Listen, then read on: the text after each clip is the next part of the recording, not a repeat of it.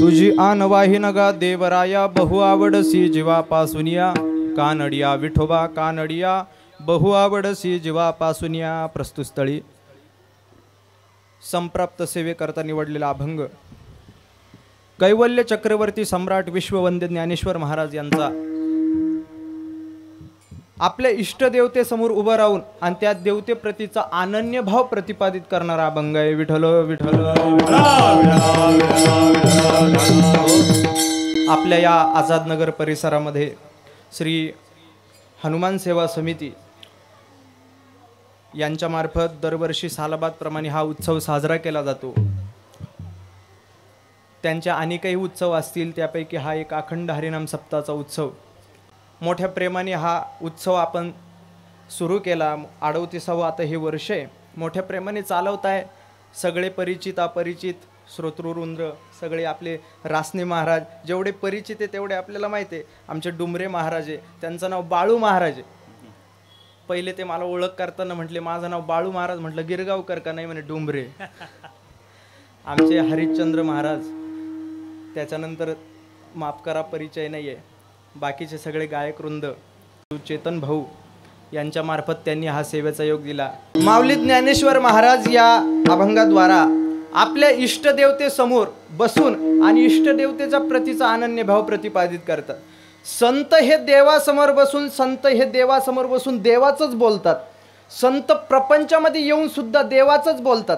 म्हणजे संतांच्या विषयीचं प्रतिपादन करताना असं करतायत, बोलण्याची नाही आता देवाविन काही बोलायचं नाही. बस वाचा वाचत्वासी नव्हे कोठे काय करावे. देवाशिवाय इतर बडबड करायची नाही, फक्त बोलायचं ते देवाचंच. संत देवासमोरही देवाचंच बोलतात आणि संसारासमोर प्रपंचासमोर सुद्धा देवाचंच बोलतात. जीवाचं उलट आहे. जीव प्रपंचामध्ये प्रपंचाचं बोलतो यात नवल नाही, तो देवासमोर सुद्धा प्रपंचाचाच बोलतात, हे उलट आहे. पण संतांचं तसं नाही. संत देवासमोरही देवाचंच बोलतात आणि प्रपंचात आले तरी सुद्धा काय करतात? देवाचंच बोलतात. त्याचं कारण आहे महाराज. संत देवासमोरही देवाचंच बोलतात आणि प्रपंचातही देवाचंच बोलतात. त्याचं कारण आहे की महाराज ते निश्चित अशा अवस्थेमध्ये गेलेले, म्हणजे आता त्या अवस्थेत गेल्यानंतर त्यांना आता कोणत्याही प्रकारचं त्यांना भाव राहिला नाही. कोणत्याही प्रकारची वृत्तीशून्य अवस्था ज्यांची निर्माण झालेली आहे. म्हणून वृत्तीशून्य अवस्था ज्या वेळेला निर्माण होती त्यावेळेला देवाशिवाय इतरत्र तो बडबड करत नाही. वृत्तीशून्य अवस्था त्या करता लागली. महाराजांच्या अनेक अवस्थेचे अभंग आहेत. ती निश्चित अशी अवस्था आली का मग त्या अवस्थेमध्ये गेल्यानंतर आता जग कसं प्रतिपादित होतं. महाराज एक ठिकाणी सुंदर वर्णन करतात. महाराज म्हणतात, निरंजनी आम्ही बांधियले घर, निरंजनी आम्ही बांधियले घर, निरंजनी आम्ही बांधियले घर, निरंजनी आम्ही बांधियले घर, निरंजनी आम्ही बांधियले घर, निरंजनी आम्ही बांधियले घर, निरंजनी आम्ही बांधियले घर, निरंजनी आम्ही बांधियले घर, निराकार निरंतर राहिलो से, निराकार निरंतर राहिलो से, निराकार निरंतर राहिलो से, निराकार निरंतर राहिलो, निराभास पूर्ण झालो समरस, निराभासी पूर्ण झालो समरस, निराभासी पूर्ण झालो समरस, निराभासी पूर्ण झालो समरस, निराभासी पूर्ण झालो समरस, निराभासी पूर्ण झालो समरस, निराभासी पूर्ण झालो समरस, निराभासी पूर्ण झालो समरस. तो एक साधनेचा अवस्था आहे. निरंजनी आम्ही बांधिले घर, निराकार निरंतर राहिलोसे. कीर्तनकार हा अभंग वास्तुशांतीला घेतात बरेच कीर्तनकार, पण ती अवस्थेचा अभंग आहे. त्यामध्ये अवस्था आहे जगद्गुरु तुकाराम महाराजांची. काय निरंजन रूप अवस्थेला आम्ही आता आलो. कशाने आलो? साधना करून आलो. बरं, साधनेच्या जोराने आम्ही निरंजनी अवस्था प्राप्त केली आणि आता त्या निरंजनी अवस्थेतून आम्हाला जग कसं प्रतिपादित होतं? निराकार निरंतर. किंवा तुकाराम महाराज म्हणतात, तुका म्हणे आता नाही अभिमान, झालो तदाकार नित्य शुद्ध. आता अभिमान नाही, मग शुद्ध झालो. वृत्ती शून्य अवस्था निर्माण झाली. सहज मी आंधळा गा निज निराकार पंथे. वृत्ती हे निवृत्ती झाली. बस, ज्या वृत्तीला आवड जडती ना, ज्या वृत्तीला विषय जडतात ना, ती वृत्ती आता आमची काय झाली? निवृत्त झाली. त्या भागवतामध्ये गवळणींचा एक भाव आहे. त्या गवळणी भगवान कृष्णाची रथ झाल्या होत्या. म्हणजे त्या इतक्या रथ झाल्या होत्या का भगवान कृष्णाला भेटण्याकरता भरिता ओलांडुनी रीता करी घट, त्या घरातली माठ रिकामे करायचे आणि भगवान कृष्णाला भेटण्याकरता पाण्याच्या निमित्ताने जायचं. मग सासू सासऱ्याची त्यावेळेला जोरदार त्यांची म्हणजे सासूची सासऱ्याची मर्यादा फार होती सुनांना. मग त्यावेळेला लवकर त्या कृष्णाला भेटीची ओढ लागल्यानंतर मग सासू सासऱ्याची मर्यादा सुद्धा डावलायची. महाराज वर्णन करतात ना, विसरल्या कामधंदा सासू सासऱ्याची नाही मर्यादा, कोण जावा कोण नंदा, वृत्ती वेधली परमानंदा. ओ नंदा ओ नंदा पाव घो. पुढं नाही जायचं आपल्याला. वृत्ती वेधली परमानंदा म्हणजे त्यांचं असं होतं, त्या गवळणी दही दूध विक्रय करता जायच्या तरी सुद्धा दही घ्या दूध घ्या असं नव्हत्या बोलत. मग गोविंद घ्या कोणी दामोदर घ्या गे, गोविंद घ्या कोणी दामोदर घ्या गे, गोविंद घ्या कोणी दामोदर घ्या गे, गोविंद घ्या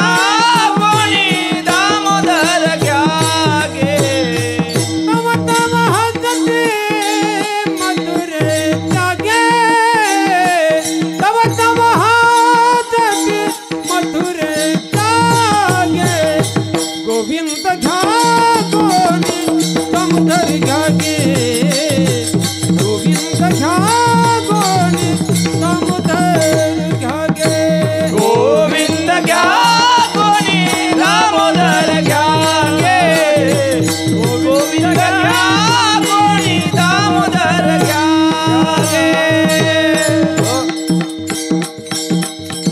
त्या गवळीने दही दूध विकायला जायच्या तरी सुद्धा दही घ्या दूध घ्या, हा गोविंदू घ्या कोणी दामोदरू घ्या घ्या. आता कसा व्यापार होत असेल त्यांना माहिती. पण का अवस्था? तर भगवान परमात्म्याशी रत झालेल्या होत्या. किती त्यांनी आवडीचा विषयच भगवान परमात्म्याला केलं होतं. एक विषय तो सकळांचा हारी, त्याच्या आवडीने आवडी तरी, अंध बहिरी ही प्रीती लोकाचारी, त्यांची कीर्ती गायली पूर्णांतरी. वो हो आपणाती करीती नवलो. एक विषय तो सकळांचा हरी. बस, आमचा हरी नावाचा विषय आवडता झाला. तुकाराम महाराज तर पुढचं बोलतात. तुकाराम महाराज म्हणतात, त्या गवळणी देव वेड्या झाल्या होत्या. तुका म्हणे देवा आयशा देव पिशा उदारा. त्यांना वेड लागलं होतं देवाचं. आता ऐका बरं का, देवाचं वेड लागणं वेगळं आणि शुद्ध वेडा वेगळा. काही वेळेला काय होतं, एखाद्या माणसाला देवाची खूप आवड, म्हणजे कीर्तनच तू कधी सोडत नाही, सप्ते कधी सोडत नाही, फार आवड त्याला धार्मिक गोष्टींची, आणि मग त्याचा स्वभाव भोळा असतो. आणि मग अशा लोकांना काय म्हणतो आपण? वेडा म्हणतो. भोळ्याला काय म्हणतो आपण? वेडा. पण ऐका, देवाचं पिसं लागणं किंवा देवाचं वेड लागणं वेगळं, शुद्ध वेडे. शुद्ध वेडे तर पावलं पावली भेटतील. देववेडा भेटायला फार अवघड आहे. देववेडा लवकर सहजासहजी आपल्याला मिळत नाही, आणि भेटला तरी आपण त्याला शुद्ध वेड्यातच गणतो. शुद्ध वेडे तर पावलं पावली भेटतात. तो प्रसंग आठवला म्हणून सांगतो. एक जण वेडा, आणि वेड्याच्या दवाखान्यात त्याला ॲडमिट केलं. आता उपचार करणारे सायकोलॉजिस्ट डॉक्टर होते. हा वेडा काय करायचा? रोज एका भिंतीला कान लावायचा. डॉक्टर यायचे, सायकोलॉजिस्ट मानसोपचार तज्ञ होते. ते आले का ते पाहिजे भिंती, वेड्याने भिंतीला कान लावले, त्याला म्हणे चल बाजूला, हुसकून द्यायचे. दुसऱ्या दिवशी पुन्हा त्या भिंतीला त्यांनी कान लावलेले. वेडाच तो. परत ते सायकोलॉजिस्टनी पाहिलं का, काय रे चल बाजूला. असं तब्बल 6 महिने घडलं. तो भिंतीला कान लावायचा, हौसकायचा, असं 6 महिने घडलं. एक दिवस त्यांनी पुन्हा भिंतीला कान लावलेला पाहिला डॉक्टरनी. कोण होता तो? मानसोपचार तज्ज्ञ होता, सायकोलॉजिस्ट. त्यांनी पुन्हा याला भिंतीला कान लावलेलं पाहिलं. आता डॉक्टरच्याच मनात यायला लागलं, म्हटले ज्या अर्थी हा कान लावतो त्या अर्थी काहीतरी आवाज येत असेल त्याला. मग त्याला काढून दिलं आणि डॉक्टरनी कान लावला.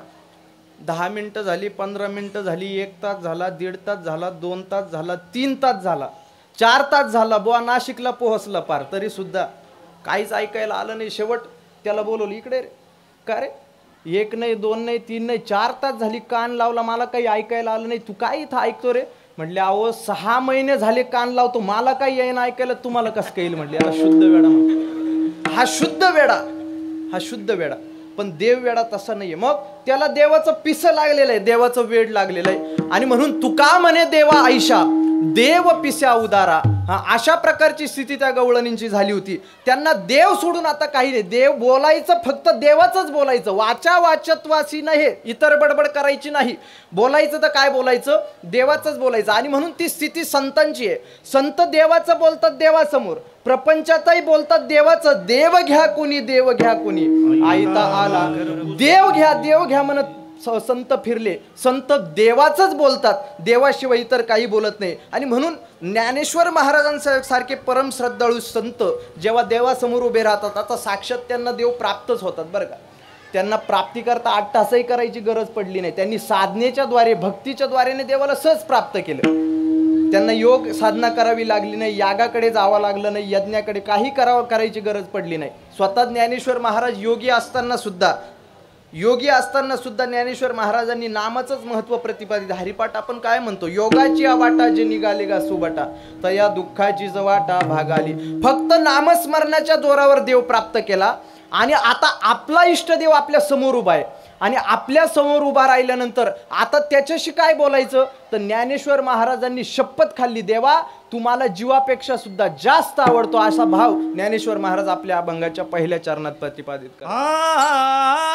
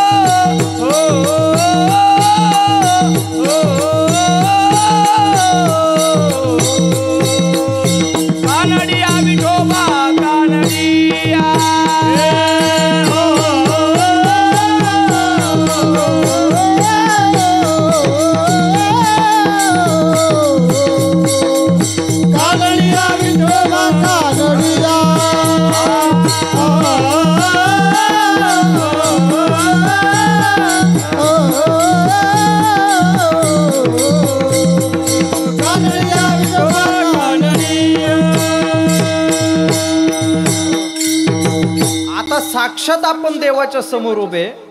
ज्याची भक्ती आपण केली तो देव आपल्या समोर उभा आहे. ज्याच्याकरता सायास करावा लागतो, कारण तो कोणालाही सहजासहजी प्राप्त होत नाही. योगियाचे ध्यानी ध्याताना तुळसी देव खरं दिसण्याची गोष्ट नाहीये, तो कोणाला लवकर प्राप्त झालेला नाही आजपर्यंत.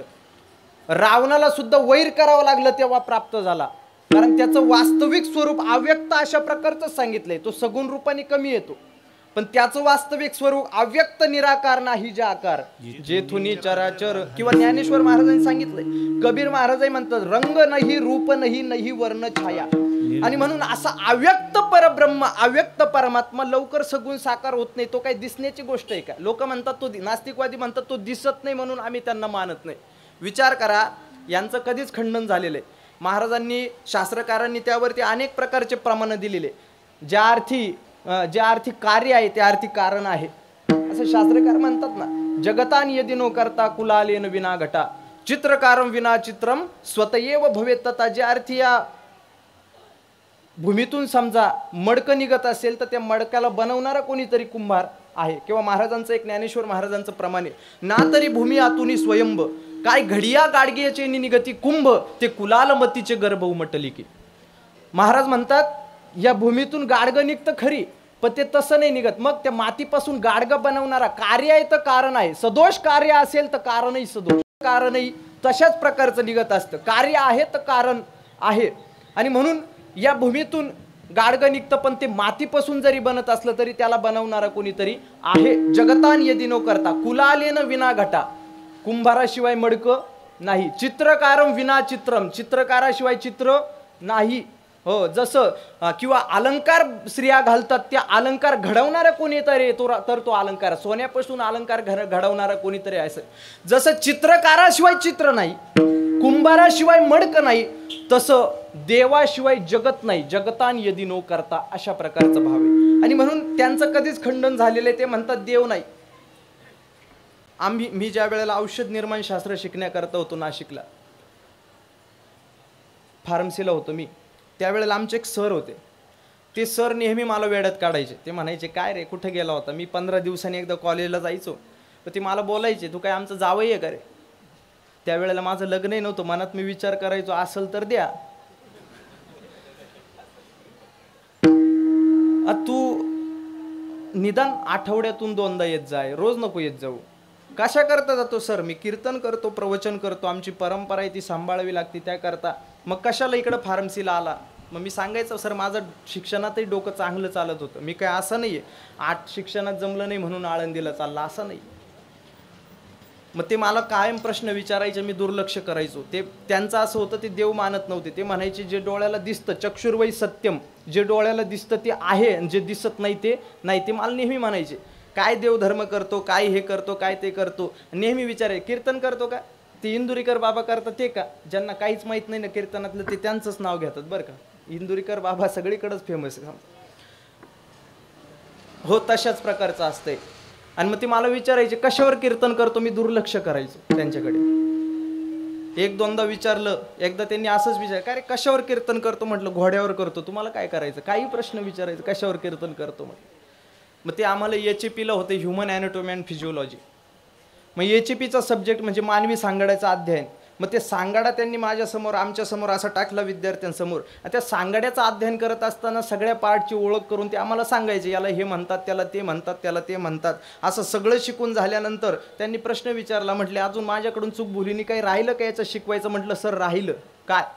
सर तुम्ही सगळं दाखवलं पण या सांगाड्यामध्ये मन दाखवलं नाही. म्हटले, का रे 12वी काय कॉफ्या करून पास झालं का रे तू? अरे मन कुठं दिसत असतं का? म्हटलं, सर असा देव कुठं दिसत असतोय का? तो अनुभवायची गोष्ट आहे. ऐसा ज्याचा अनुभव विश्वदेव सत्यत्वे. आणि म्हणतो लवकर कोणाला प्राप्त होत नाही, तो भगवान ज्ञानेश्वर महाराजांना प्राप्त झाला. आणि मग आता ज्ञानेश्वर महाराजांना जर देव प्राप्त झाला तर मागणी मागायची नाही, कारण संतांचं होतं, काही मागणे हे आम्हा अनुचित, आम्हाला मागायचं नाही. ज्या वेळेला तुकाराम महाराजांना सुद्धा पंढरीश पांडुरंग परमात्म्याने दर्शन देऊन सांगितलं, महाराज मागा, त्या म्हणतात, तुकाराम महाराज म्हटले, तुका म्हणे तुझी न लगे दसुडी, तुझी दमडी सुद्धा आम्हाला नको, परी आहे आवडी दर्शनाची. आम्हाला दर्शनाची आवड आहे, तुझं काही नको आम्हाला. आणि तुझे आम्हाला देणार आहे ते कुठं तुझं आहे? कारण देवाकडे जे आहे ते त्याचं स्वतःचं काहीच नाही त्याच्याकडं. आणि म्हणून ज्ञानेश्वर महाराज मागणी मागायची नाही, कारण मागणं हा संतांचा स्वभाव नाही. त्यांचं लक्षण प्रतिपादित करतानाच भगवान कृष्ण म्हणतात अनपेक्ष सुचिर दक्ष उदासीनो गतव्यतः सर्वारंभ परित्यागी यो मद्भक्त समे प्रिया. अनपेक्ष वृत्तीचा असावा तर तो संत. ज्याच्याकडे अपेक्षा आहे त्याला संतच म्हणता येत नाही. अनपेक्ष वृत्ती असावी. हो, उदास असावा. भक्त ऐसे जाना जे देही गेले आशा पाश निवारून, अशा प्रकारचं स्वरूप. आणि म्हणून भगवान परमात्म्यासमोर मागायचं नाही. मग देव त्यांचा भावच, ज्ञानेश्वर महाराज देवासमोर त्यांचा भावच प्रतिपादित करू लागले. ज्ञानेश्वर महाराज म्हणतात देवा तुझी शपथ आहे, तुझी आनवाही नगा देवराया. काय बहु आवडसी जीवापासून, हा भाव प्रतिपादित केलाय. तुझी शपथ घेतो. आता संतांनी घेतलेली शपथ ही खरी असती बरं का. शपथ म्हणजे आपल्या मनातला सत्य भाव जर एखाद्याला सांगायचा असेल तर त्याचं साधन शपथ आहे.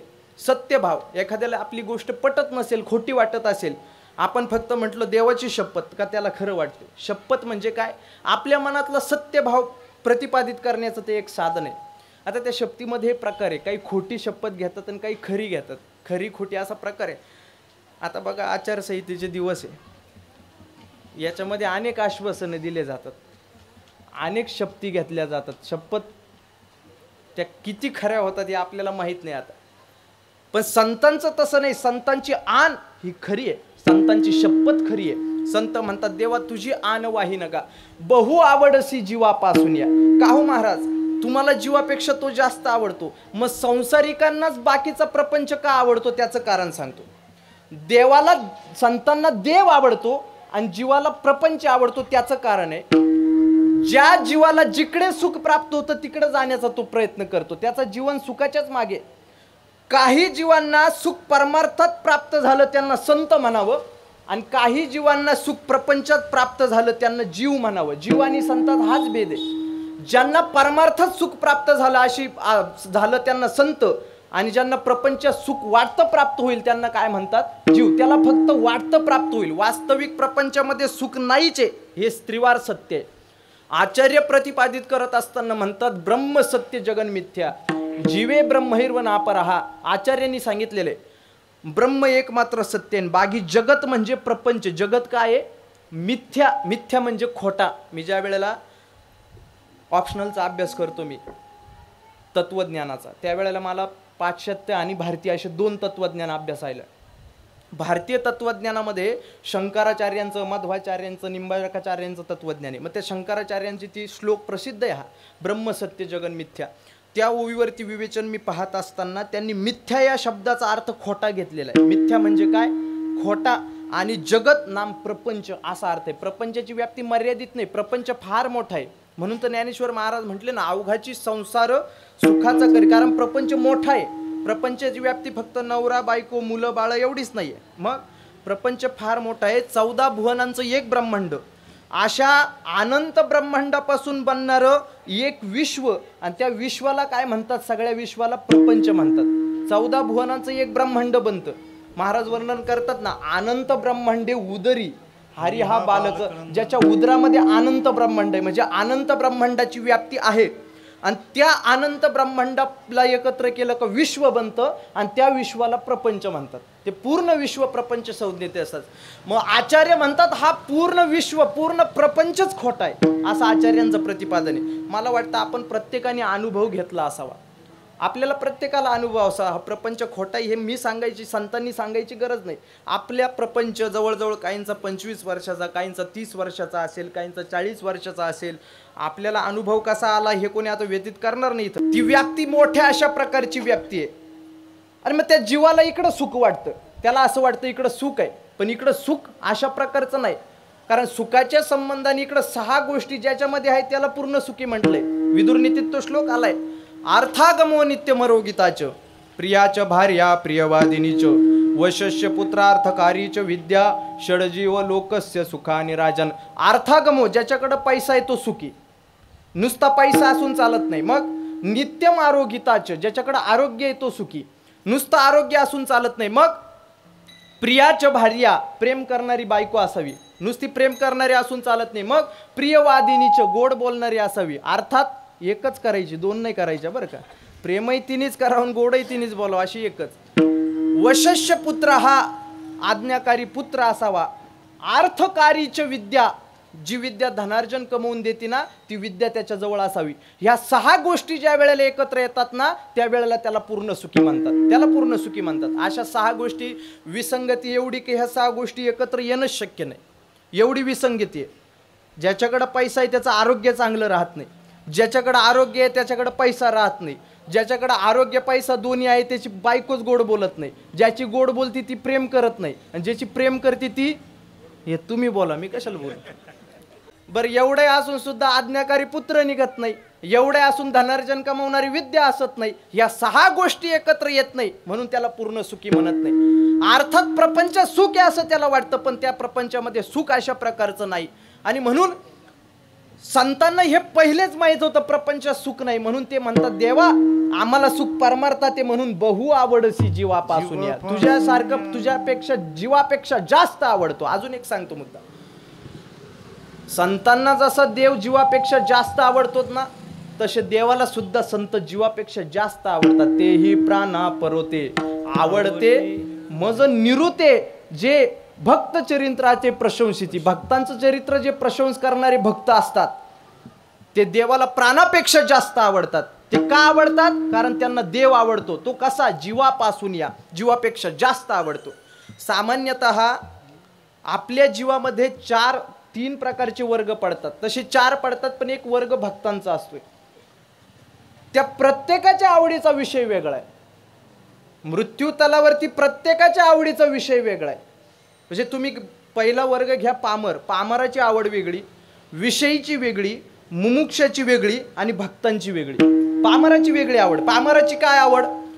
पामराला जे भोग देवाने दिले त्या भोगात तो रम्मान होत असतो, ही त्याची आवड आहे. भोग भोगणं ज्याची आवड त्याला पामर म्हणतात. त्याचं वर्णन करताना असं केलेलं आहे, जीव तोची देव, भोजन ते भक्ती आणि मरण ते मुक्ती पाखंड्याची. म्हणजे याचा असं आहे, हा वर्ग असा आहे, याची कधी अन्नदानाला वर्गणी नाही, कधी सप्त्यामध्ये वर्गणी नाही, कधी सप्ताह होऊन जातो हेही त्याला कळत नाही, मंडप कशाचा टाकला हेही त्याला माहीत नाही. त्याचं वर्णन करताना असं केलेलं आहे, त्याला भगवंताचं स्मरणही आवडत नाही, त्याला भगवंताचं चिंतनही आवडत नाही, त्याला देवही आवडत नाही. त्याचं वर्णन करताना असं केलंय. मग काय आवडतं? तर महाराज वर्णन करतात, नाही ऐकिले गायले गीत, नाही ऐकिले गायले गीत, धरिले लाज सांडिले हित, धरले लाज सांडिले हित, नावडे पुराण बैसले संत, नावडे पुराण बैसले संत, केली बहुत परनिंदा, नाही ऐकले गायले गीत, नाही ऐकले गायले गीत, हे बहु परनिंदा, नाही ऐकले गायले गीत, नाही ऐकले गायले गीत, नाही ऐकिले गायले गीत, धरिली लाज सांडिले हित, नावडे पुराण बैसले संतन. काय करायला आवडतं याला माहितीये का? केली बहुत, याला परनिंदा करायचं, दुसऱ्याचं घरचं खायचं आणि दुसऱ्याचं धुणं धुवायचं, असं ज्याला आवडतं त्याला काय म्हणतात? पामर म्हणतात. पामराला काय? भोग भोगत असताना तो उत्कृष्ट निकृष्ट याचा विचारच करत नाही, फक्त भोगात रम्मान होत असतो. दुसरा प्रकार पडतो मुमुक्षाचा, त्याची आवड वेगळी आहे. मुमुक्षाची आवड सांगताना शास्त्र म्हणतात मोक्ष मिच्छती ती मुमुक्ष. हा ज्याला मोक्षाची आवड आहे त्याला काय म्हणतात? मुमुक्षु. ज्याला मोक्षाची तीव्र जिज्ञासा आहे, कारण संतांसमोर तो बसलेला आहे आणि संतांना नेहमी त्याचा एकच प्रश्न आहे, काय मी उद्धार पावेल, काय कृपा करील नारायण, ऐसे तुम्ही सांगा संतजन करा समाधान, काय मी उद्धार पावेल, मला मोक्ष कधी प्राप्त होईल हे सांगा. बघा रावणही त्याच वर्गात पडणार होतं.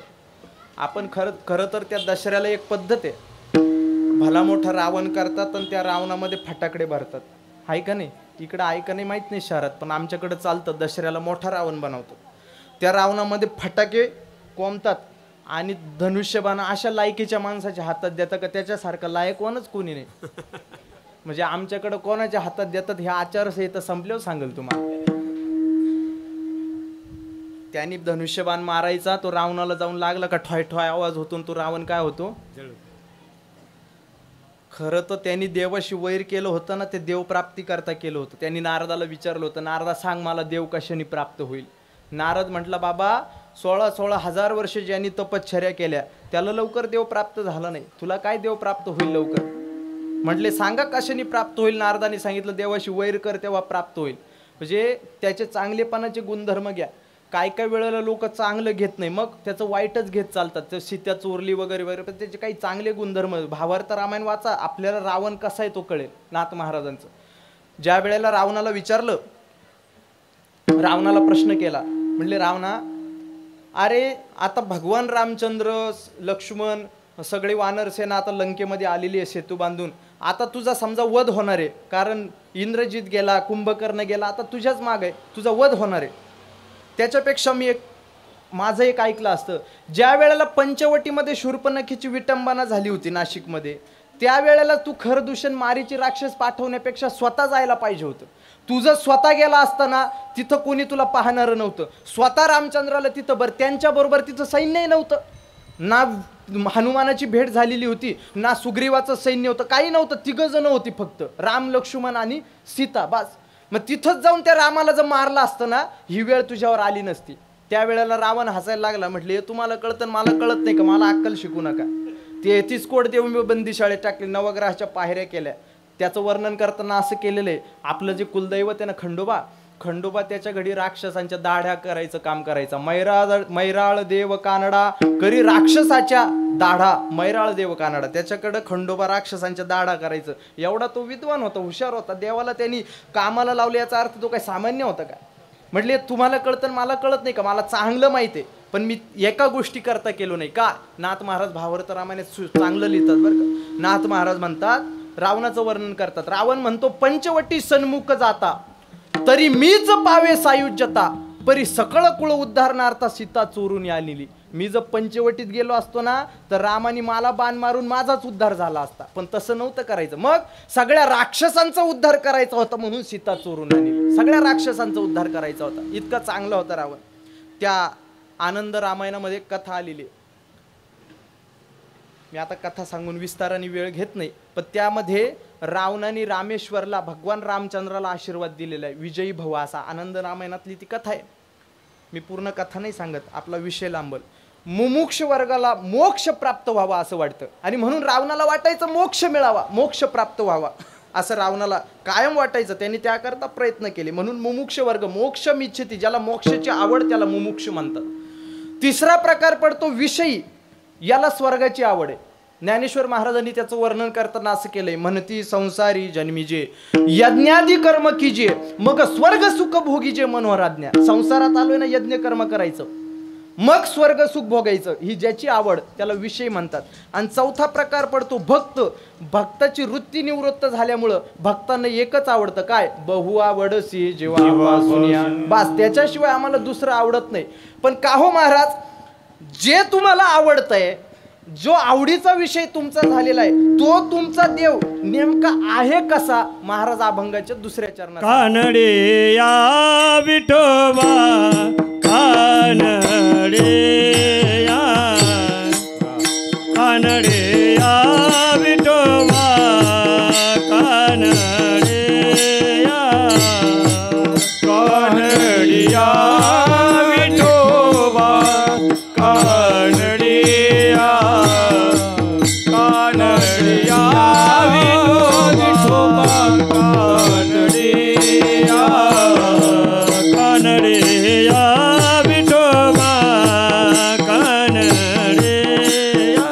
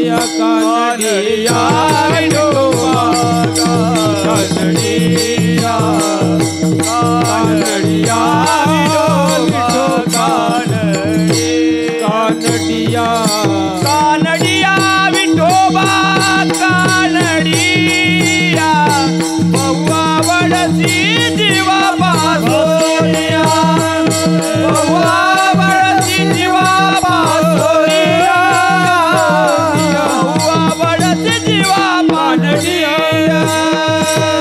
कानडिया कानडिया महाराज म्हणतात तो आमचा देव कानडिया अशा प्रकारचा आहे. कानडिया काय अर्थ असेल कानडियाचा? का कोणत्या उद्देशाने कानडिया असं संबोधन वापरले? कारण ज्ञानेश्वर महाराजांचा अजून एक अभंग आहे. महाराज त्याच्यामध्ये हे देवाला कानडिया अशी उपमा देतात. कानडिया विठ्ठलू कर्नाटकू तेने मज लावे ये लावे धू. हो, कानडिया विठ्ठलू कर्नाटक अशा प्रकारचा आहे. मग कर्नाटकामध्ये पंढरपूर होता असा अर्थ घ्यावा का? अशा प्रकारचा अर्थ नाही. कारण पहिले पंढरपूर कर्नाटकातच होतं. म्हणून हम्पीच्या राजाने पांडुरंगाला चोरून तिकडं नेलं होतं. तुंगभद्रेच्या काठावरती हम्पी या ठिकाणी मंदिर आहे विठ्ठलाचं. तिथं त्या राजाने पंढरपूरचा पांडुरंग चोरून नेला. इकडं संतांना कसं तरी व्हायला लागलं. रोज दर्शनाला जायचं पण पांडुरंगाची मूर्ती समोर नव्हती. वारकरी संप्रदायामध्ये क्रांती झाली श्री भानुदास महाराजांची. आनागोंदीच्या राजाने ज्या पांडुरंगाला नेलं त्या नगरात राजे भानुदास महाराज गेले. त्या राजाकडून ती विस्ताराने कथा आहे ती मूर्ती मागून आणली आणि पुन्हा पंढरपुरामध्ये येऊन स्थापन केली. मग त्या उद्देशाने कानडिया संबोधन आहे का? तर तसं नाही. कानडिया हा शब्द कर्नाटकाशी संबंधित आहे खरा. कारण त्याचा अर्थ असा आहे, कर्नाटकातली जे माणसं असतात ना, कोण नाही ना कर्नाटकातली इथं? हां आहे का? नाही ना. कर्नाटकातली जे माणसं असतात ना ते त्यांचं वर्णन करताना असं केलंय, एक ओटी एक पोटी मलिन देखे सकळ सृष्टी. घोटात एक आणि पोटात एक असतात. कारण कर्नाटक या शब्दामध्येच काय आहे? नाटक हा शब्द आहे. बरोबर आहे ना? नाटक. आता मला सांगा, नाटक कधी खरं असतं का? हां बरं, नाटक आता पूर्वी नाटकं व्हायचे, आता नाही राहिले. पिक्चर खरे असतात का? बरं जाऊ दे. मालिका खऱ्या असतात का? हां यांच्या मालिकेमुळं गावाकडे कीर्तनाचे टाइम आता 7 ते 9 घ्यायला लागले. 9ची मालिका मिस नाही झाली पाहिजे म्हणून. मालिका कधी खऱ्या असतात का? हां खऱ्या नसतात ना. हे तर तुम्हाला चांगलं माहिती आहे खऱ्या नसतात, तरी पाहायचीच. 4 दिवस सासूचे करता करता 20 वर्ष मालिका चालवली त्यांनी. 4 दिवस सासूची 20 वर्ष. ती सासू तिला कधी अटॅकही नाही, कधी काहीच माहित नाही तिला 20 वर्षामध्ये. नाटक कधी खरं नसतं ना, तशी ही माणसं कधी खरी नसतात. आणि खरी नसतात म्हणून या माणसानं कपटी असं म्हणतात. आणि ज्ञानेश्वर महाराज इथं भगवान परमात्म्याला कपटीच म्हणतात. कानडे याचा अर्थ काय? कपटी. 2 अर्थ आहे त्याचे. एक कपटी अशा प्रकारचा अर्थ आहे आणि दुसरा अर्थ न कळणारा असा. 2 अर्थाने महाराज एवढा सुंदर पांडुरंग परमात्मा आहे, एवढा सुंदर देव आहे, त्याचं वर्णन करत असताना सगळे थकतात आणि तुम्ही त्याला कपटी म्हणतात. त्याचं वर्णन करतात भरभरून संतांनी वर्णन केले. सावळे रूपडे चोरटे चिताचे पांडुरंग कांती दिव्य तेज झळकती रत्न केळ पाकती प्रभा. भरभरून वर्णन करतात, सुंदर म्हणतात आणि तुम्ही त्यालाच कपटी म्हणतात. खरं सांगतो, देवाचं कपट पाहायचं असेल तर आपण महाभारतात पहा. देवाचं कपट पाहायचं असेल तर भागवतात पहा. त्यांनी कपटाशिवाय काही केलंच नाही म्हणून त्याला कानडी अशी संज्ञा ज्ञानेश्वर महाराज देतात. बघा आपण त्या वालीला मारताना यांनी आडून बाण मारला, समोरून मारला नाही बरं का, आडून मारला. वालीच्या जेव्हा बाण घुसला ना छातीमध्ये तेव्हा वालीजवळ देव येतात. तो वाली हसतो, अरे देवा कपटानी मारलं मला. आणि कशा करता मारलं? तुझी सीता नेली म्हटली रावणाने आणि या सुग्रीवाची मदत घेतो. अरे या सुग्रीवाला मी जवळही माझ्या थांबत नाही, याची मदत घेतली आणि त्याला तू मला बोलला असतात ना माझी सीता पळवली, त्या रावणाला 1 मिनिटात मारून मी तुला सीता आणून दिली असती. कारण वालीनी 7 समुद्र काखेत घालून रावणाला 7 समुद्राचं पाणी पाजलेलं आहे. वालीनी काखेत दाबला होता रावण आणि 7 समुद्र फिरवला होता, 7 समुद्राचं पाणी त्याला पाजलं होतं. तुम्हाला बोलला असतं तर मी कपटीपणाने मला बाण मारला. कपटी अशी संज्ञा वालीनी त्या वेळेला दिली भगवान रामचंद्राला. यांनी कपट केलं. बघा आपण त्या जरासंधाला तो मरत नव्हता, म्हणजे त्या जरासंधाशी हे भगवान कृष्ण, हा भगवान कृष्ण याच्याशी युद्ध करताना 17 वेळेला पळून आला. कोणाशी? जरासंधाशी युद्ध करताना. हाच भगवान कृष्ण अर्जुन आणि भीम ब्राह्मणाचं रूप घेऊन कुठं गेले? जरासंधाकडं. जरासंधाकडे गेले ब्राह्मणाचं रूप घेऊन, आणि त्या जरासंधाला जाऊन म्हणतात, जरासंधाला आनंद झाला ब्राह्मण आले. जरासंध म्हणतो मागं काय मागायचं तुम्हाला? ब्राह्मण आले माझ्याकडं. हे म्हटले हे दोघं मुके, हा कृष्ण म्हणतो हे दोघं मुके, हे तुला नंतर मागतील. यांनी मौन व्रत धारण केलेलं आहे संध्याकाळपर्यंत.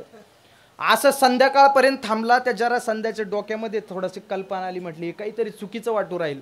तो जरासंध विचारण्याकरता गेला, यांना खरं सांगा तुम्ही कोण आहे? म्हणले आम्ही ब्राह्मण आहे. ब्राह्मण चंदनाचा टिलक कधी लावत नाही, तुम्ही चंदन लावलंय, तुमच्या धष्टपुष्ट अंगकाठ्या, ब्राह्मण एवढा धष्टपुष्ट असत नाही. मग ब्राह्मण वरण भात खातो, त्याला काय? कोणी सांगा. त्यावेळेला त्यांनी खरी ओळख दिली. म्हटले तुम्ही ब्राह्मणाच्या रूपात आले, काय मागायचं मागा, निघा चला इथून. त्यावेळेला भगवान कृष्णाने मल्लयुद्ध मागितलं. म्हटले तुझ्याशी मल्लयुद्ध पाहिजे.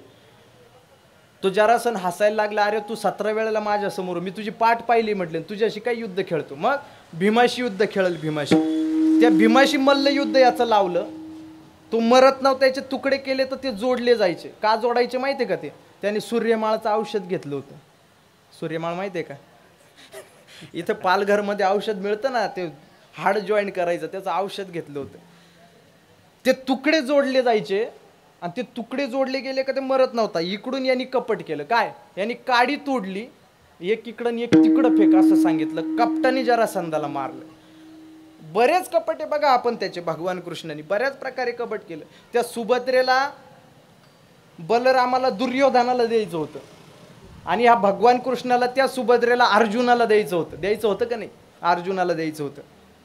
बलरामाला दुर्योधनाला द्यावं वाटत होतं. यांनी त्या अर्जुनाला संन्यास घेण्याकरता लावलं. हा संन्यास घेतला आणि चोरून नेली माझी भगिनी, असं म्हणतात. यांनी चोरून नेली ती सुभद्रा, म्हणजे संन्याशी झाला. आणि सुभद्रेला काय केलं? पळून नेलं. तेव्हापासून संन्याशीवर पक्क लक्ष आहे लोकांचं. यांनी ते कपट केलं. असे अनंत प्रकारचे कपटे आपण बघा. जनाबाईंचा एक अभंग आहे, धुंद झाला तुझा दरबार, वैर्याशी दिली मोक्ष सिद्धी. तू वैर्याला मोक्ष सिद्ध दिली. जी तुला विष घालून मारण्याकरता आली, तिला तू मोक्ष प्राप्त करून दिला. तुवा सनकाधिकाचे निमाने, सायुज्यता सोरस दिदला पुतने. जरी ती विषाची स्तन पाने मारू आली, ती विषाची स्तन घेऊन मारण्याकरता आली होती कृष्णाला, तर तिला यांनी मोक्ष दिला, वैर्याला मोक्ष दिला. रावणाला काय केलं यांनी? रावणाला यांनी स्वतःचं स्वरूप देऊन मोक्ष प्राप्त केलं. कारण एक दिवस मंदोदरी रावणाला म्हटली, मला एक स्वप्न पडलं. म्हटले काय? नामदेव महाराजांचं प्रकरण आहे मोठं बरं का. नामदेव महाराजांचं वर्णन आहे, सुंदर वर्णन आहे. नामदेव महाराजांच्या प्रकरणात असं लिहिलंय, त्या मंदोदरीला एक दिवस स्वप्न पडलं. काय? मंदोदरी बोले रावणाप्रती, स्वप्न देखील म्या मध्यरात्री, नेनू मिळाले वानर किती क्षीरसागरू शिवसागरू बांधिला, दोघे धनुर्धर वीर वानर. मला एक स्वप्न पडलं. म्हटले स्वामी काय? आपल्या नगरामध्ये सेतू बांधून सगळी वानर सेरा, सगळे हनुमंत वगैरे वगैरे सगळे येत आहे. त्याच्यात 2 धनुर्धर आहे, भगवान राम आणि लक्ष्मणासारखे. मग काय? अहो म्हटले आता येतील आणि तुम्हाला मारणार, अशा प्रकारचं स्वप्न पडलं. खरा तुमचा भाऊ हुशार निघाला, तो शहाणा निघाला. म्हटले तो रामाला शरण गेला, त्याने अधर्म ओळखला, त्याला माहिती आहे आपला अहित कशामध्ये, आणि म्हणून रामाने त्याचा राज्याभिषेक करून टाकला, त्याला लंका देऊन टाकली. आणि तुम्ही खरं मूर्ख निघाले, तुमचा भाऊ शहाणा निघाला. नामदेव महाराजांचं वर्णन आहे बरं का.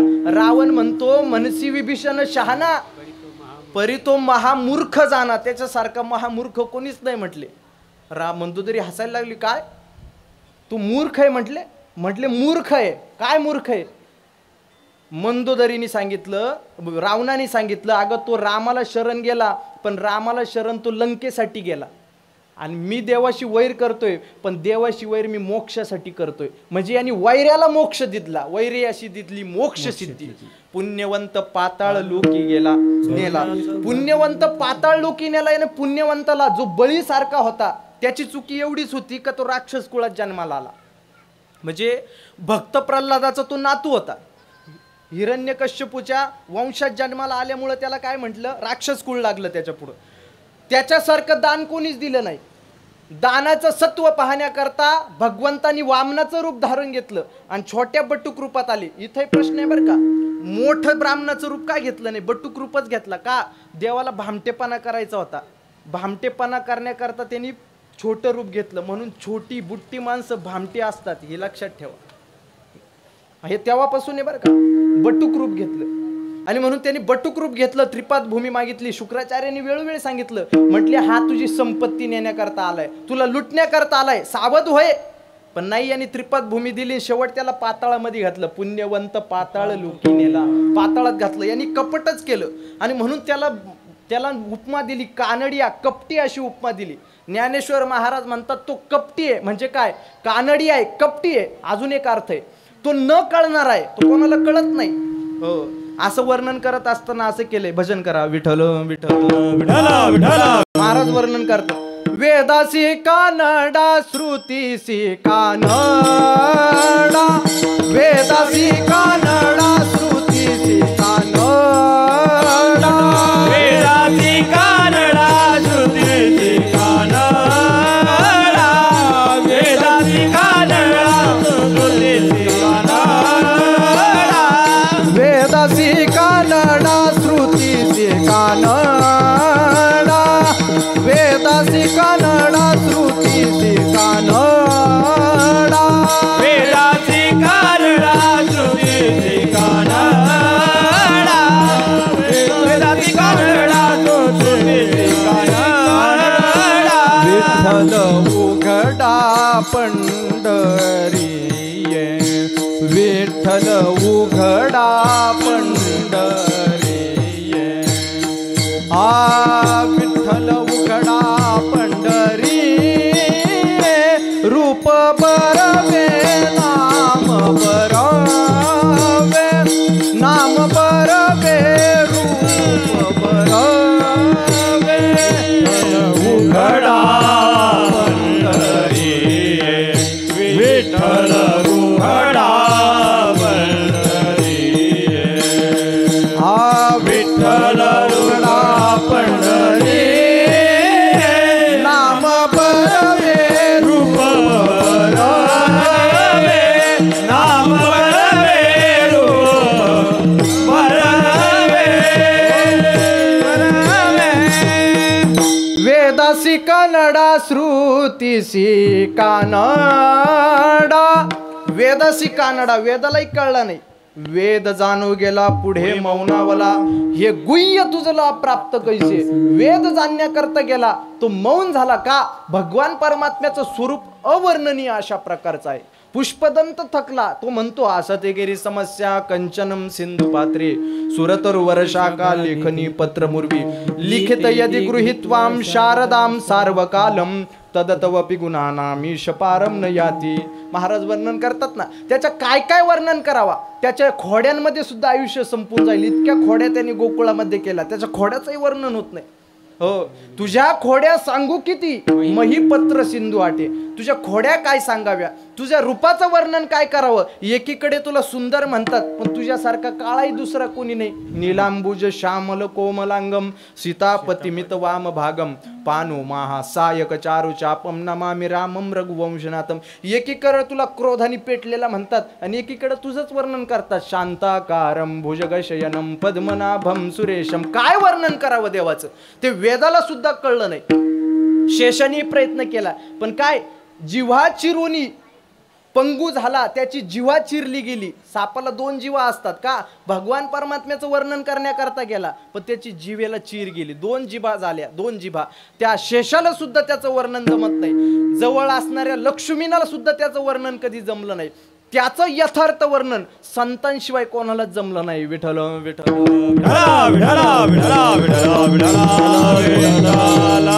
हा कपटी आहे, हा अकळ न कळणार आहे, कोणाला कळत नाही, न कळणार आहे. हा कपटी आहे.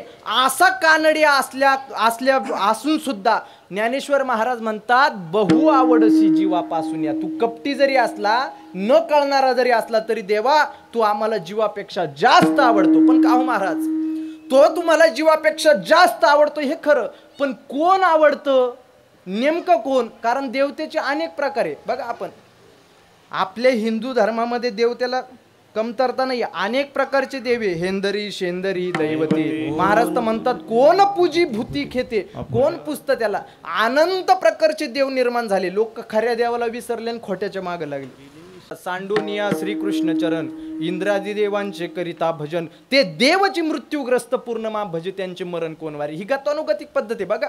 गावाकडे एखाद्या विहिरीच्या कडेला एखादा दगड ठेवतात, त्याला शेंदूर फासतात आणि देव निर्माण करतात. खापर पंजोबांनी निर्माण केलेला देव आता पोरापर्यंत आला, पोराचा नातवापर्यंत आला. नातूही विचार केला नाही हा देव नेमका कोणता आहे, कोणालाच माहिती. विचारलं का देव आहे महाराज, तो राहू द्या त्याला आम्हाला टाकायचं नाही. कोणता देव हे माहित नाही. गतानुगतिक त्याला काही अर्थ नाही महाराज. त्यांनी केलं म्हणून मी केलं, त्यांनी केलं म्हणून मी केलं, हे गतानुगतिक चालत आलेलं आहे. काही परंपरा अशा असतात ज्यांना काही अर्थ नसतो. काही परंपरेला काय अर्थ, हे गतानुगतिक चालत असतो. प्रसंग आठवला सांगतो ऐका.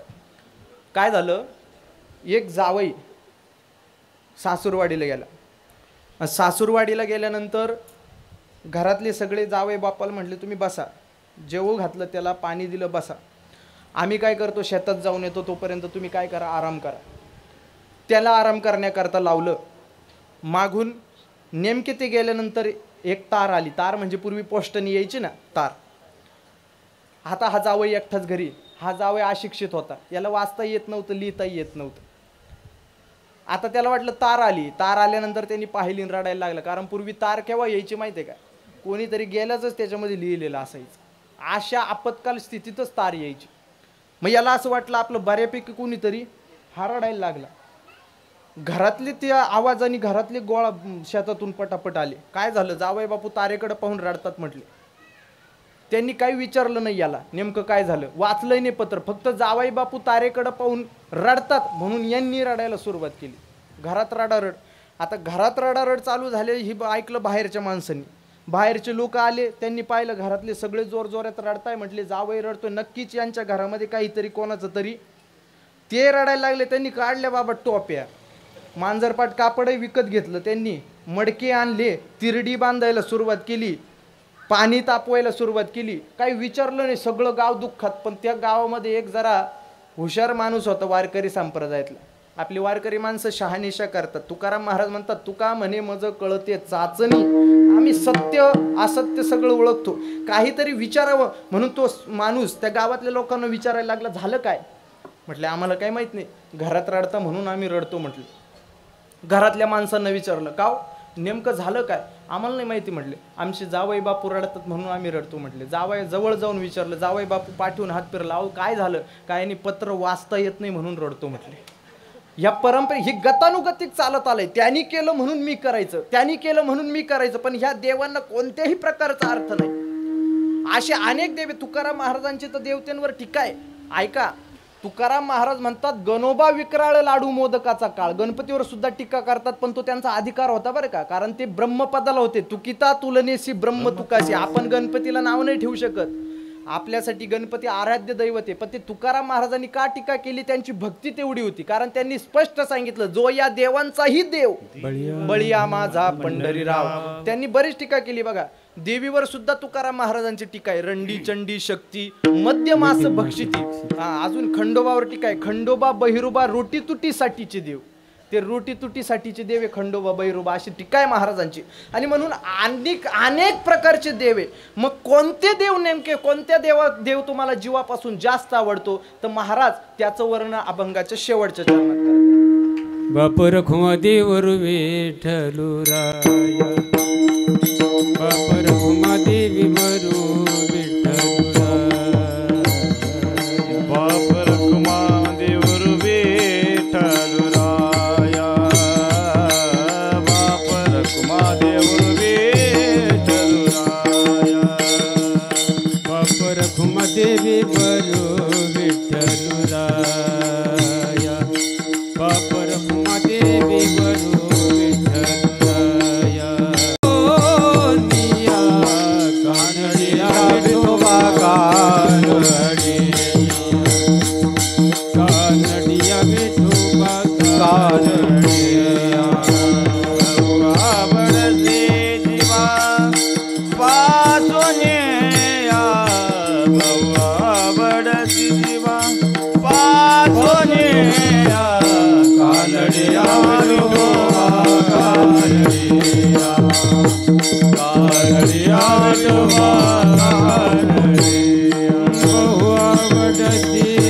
जीवापासून या बहु आवडती जीवापासून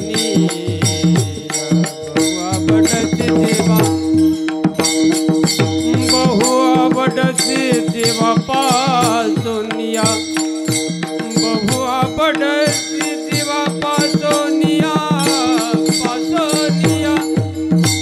बहु आवडती जीवापासून या बहु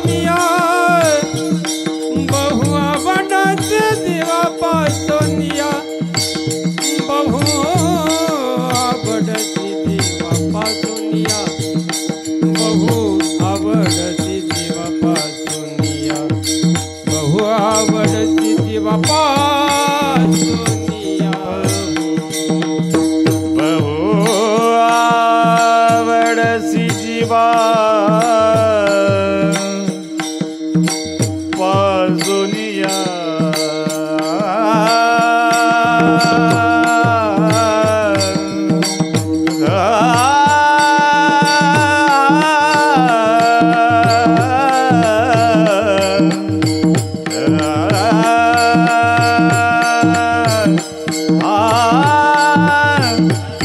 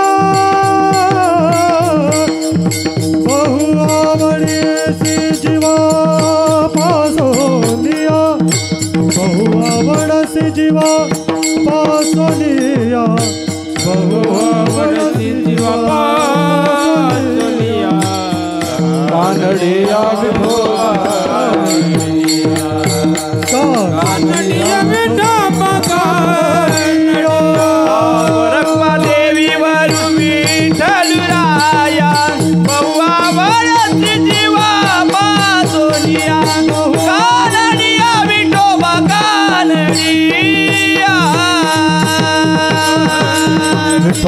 विठोबा रखुमाई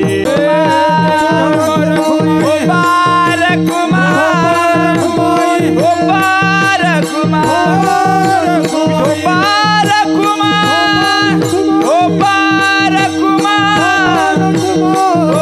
रखुमाई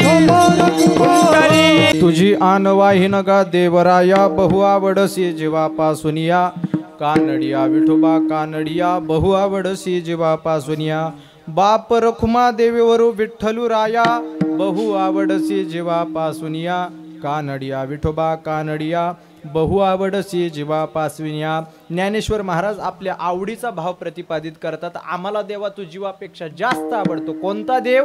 विठ्ठलुराया. विठ्ठलुराया आणि सुरुवातीच्या शब्दात देवराया ह्या दोन शब्दांनी त्यांनी अनन्य भाव सांगितलेला आहे. अनन्यता म्हणजे काय? एकनिष्ठ अशा प्रकारचा भाव. एकनिष्ठने आम्हाला तोच देव आवडतो, इतर देव आम्हाला आवडत नाही. अनिकाची स्तुती आम्हा ब्रह्महत्या.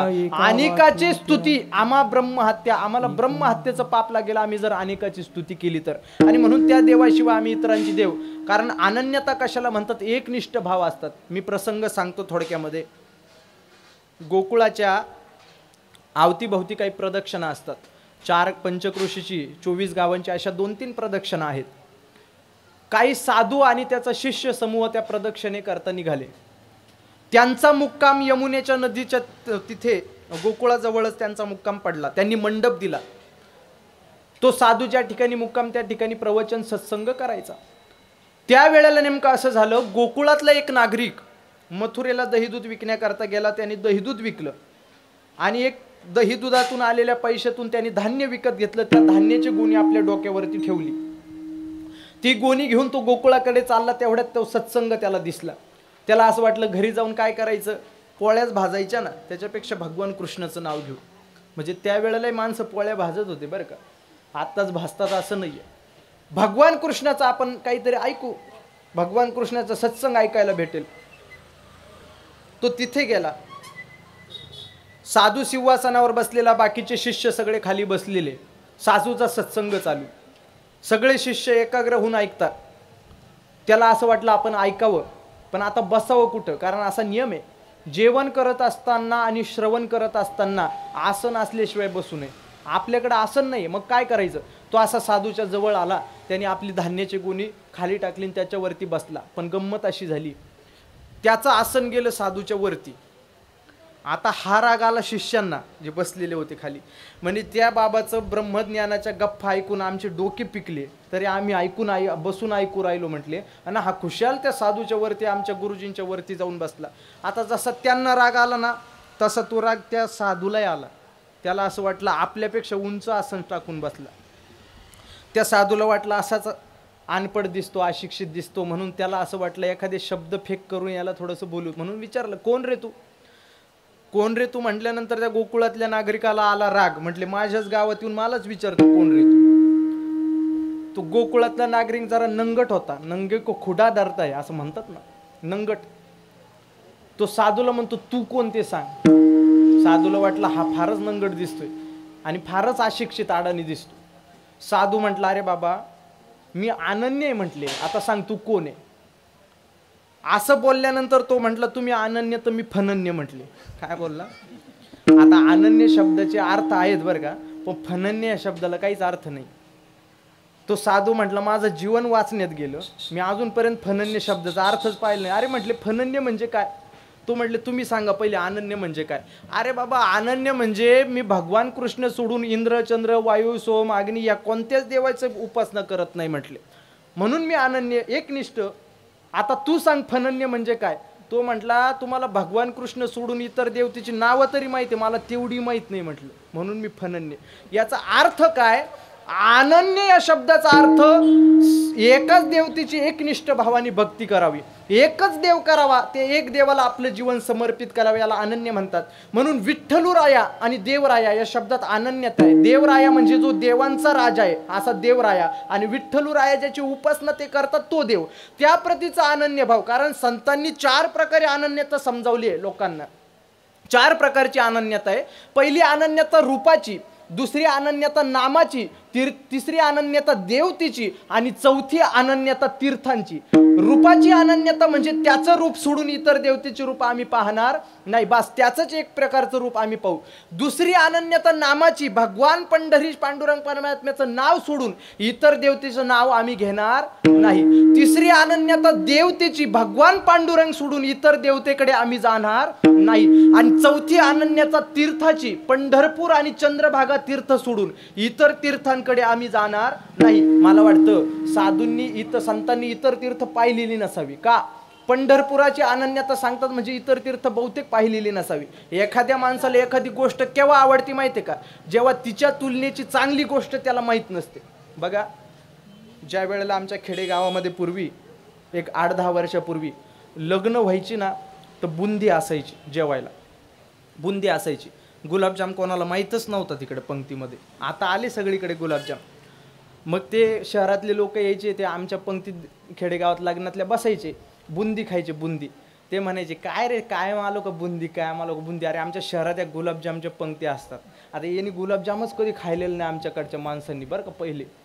आणि मग तो जायचा एकदा शहरात गेला, त्या पंक्तीत बसला, गुलाबजाम खाल्ला, त्याला इतका आवडला, त्याला असं वाटलं आपण इतर दिवस बुंदी खात होतो ना त्याच्यापेक्षा गुलाबजाम चांगला आहे. कधी कळाला, जेव्हा खाल्ला तेव्हा कळाला.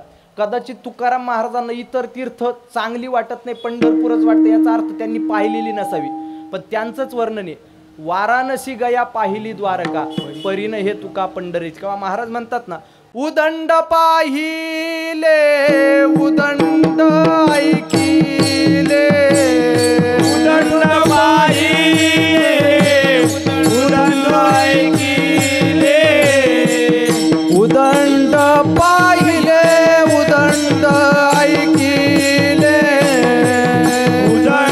पाहिले उदंड ऐकिले उदंड वर्णिले क्षेत्र महिमे उदंड वर्णिले क्षेत्र महिमे उदंड वर्णिले क्षेत्र महिमे उदंड वर्णिले क्षेत्र महिमे ऐसी चंद्रभागा ऐसा भीमाती ऐसा विटेवर देव कोठे ऐसा विटेवर देव कोठे हो ऐसी चंद्रभागा ऐसा भीमाती ऐसा विटेवर देव कोठे हो ऐसा विटेवर देव कोठे